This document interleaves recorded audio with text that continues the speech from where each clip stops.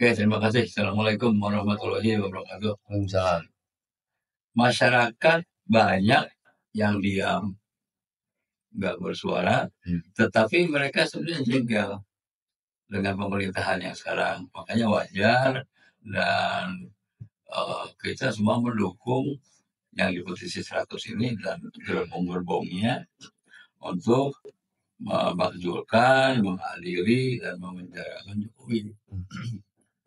Nah, kalau itu sudah banyak dibahas lah ya. Saya ingin melihat dari segi tadi soal hutan dan sebagainya. Sedikit lah kayak sedikit. Betapa orang miskin sejak 10 tahun yang lalu sampai sekarang tidak berubah. Tingkat ya. Sekitar 9 sampai 10%. Artinya ada 27 sampai 30 juta orang miskin. Di Jawa Barat sendiri ada 5%. Nah, kalau kita lihat postur anggaran, 70% anggaran itu dikuasai oleh Jakarta. 30% untuk seluruh provinsi. Ya bagaimana nggak miskin kalau gitu. Ini kan semuanya jadi terbalik. Harusnya yang 70% itu yang ada di daerah. 30% ada di Jakarta. Anggaran. Supaya daerah itu bisa Jakarta itu pusat Jakarta ya. Sehingga daerah ini bisa bergeliat ekonominya dan sebagainya. Kemudian kita lihat dari berbagai proyek, misalnya yang tadi disebutkan ada PIK 1, PIK 2, itu kan tanah kosong loh. Harusnya dikenakan pajak yang tinggi. Ini malah NJOP-nya diturunin supaya dibeli sama konglomerat ini. Nanti pada saatnya yang 50.000 ini, yang 1 juta dibikin 50.000 nanti dijual lagi dengan 10 juta. Ini kan oknum pemerintah juga ikut di dalam ini. Saya yakin, ya. Mereka yakin karena mereka membantu proyek-proyek ini. Kan terakhir dari siapa? Podcastnya Alvin Lim itu ada 40 juta. 40 triliun diberikan untuk PSD dan untuk PIK ya, PIK 2 dan 20 juta. 20 triliun. 20 triliun katanya untuk IKN katanya ya. Itu Alvin Lim tahu persis ya. Ya ini pola-pola pikir begini susah ya. Apalagi kalau kita lihat ke Undang-Undang Dasar 45 yang asli, itu kan di pasal 33 itu jelas bahwa bumi, tanah, air itu harus dikuasai oleh pemerintah dan diusahakan oleh negara dan diusahakan sebaik-baiknya untuk kemakmuran rakyat sebanyak-banyaknya. Nah, kalau ini balik, bukan untuk rakyat tapi untuk pengusaha.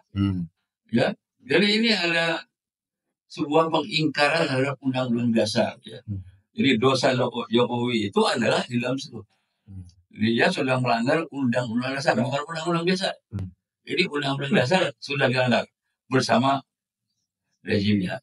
Jadi apa maksudnya rezim itu memberikan fasilitas yang begitu besar kepada pengusaha? Ya. Bukankah seharusnya sebaliknya? Apakah memang ini ada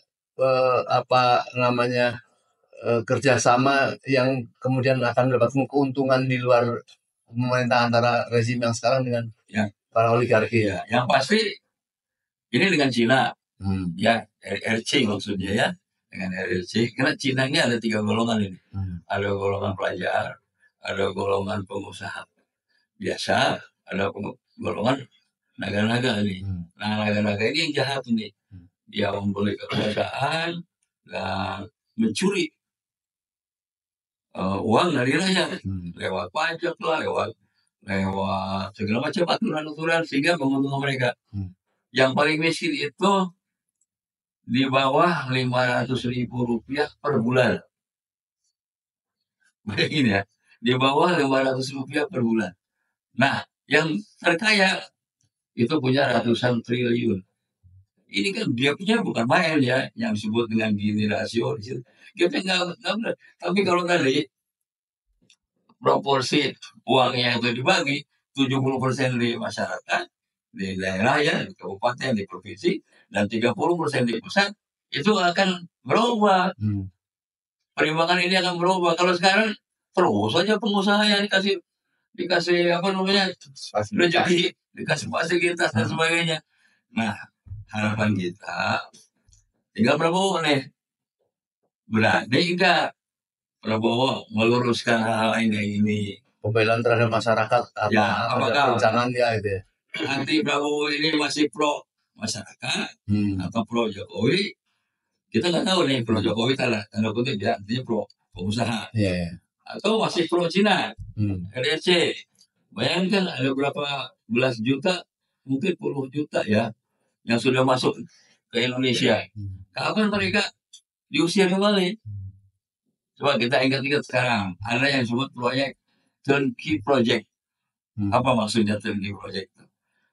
Ya, seorang pengusaha membuat proyek itu sampai jadi.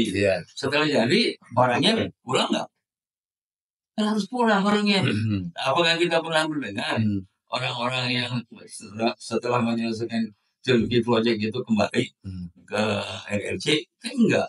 Semuanya kerja di sini. Ditambah lagi terus setiap malam. Ini mau kemana ya nih? Ya, kita harus kasih makan. Beras dikurangin. Jadi tanah-tanah subur kan sekarang jadi kota nih. Jadi perumahan. Di satu pihak penduduknya bukan hanya penduduk Indonesia yang tambah, tapi dari Cina juga datang sini. Ya gimana pun susah. Jadi kita harap juga salah satunya itu, salah duanya nih, mudah-mudahan Prabowo bisa membuat kondisi sekarang di tahun katakanlah 2025 itu menjadi tahun produktivitas. Ya, kalau di bidang pertanian misalnya, beras itu hanya 50% dari potensinya.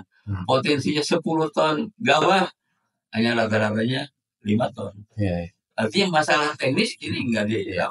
Masalah gula, harusnya dia bisa 9 ton. Ini hanya 4-5 ton, 50% juga. Sawit, lebih gila lagi. Harusnya bisa 10 ton. Minyak, ini hanya 33%, 35%. Jadi, betapa kerugian negara, kerugian bangsa dan rakyat karena produktivitas kita. Baik, Pak. Ya, jadi Bapak mengamatin sekali ya tentang ketimpangan baik dalam pembangunan, belum kita bagian belum dan lain-lain. Lebih gila lagi. Mas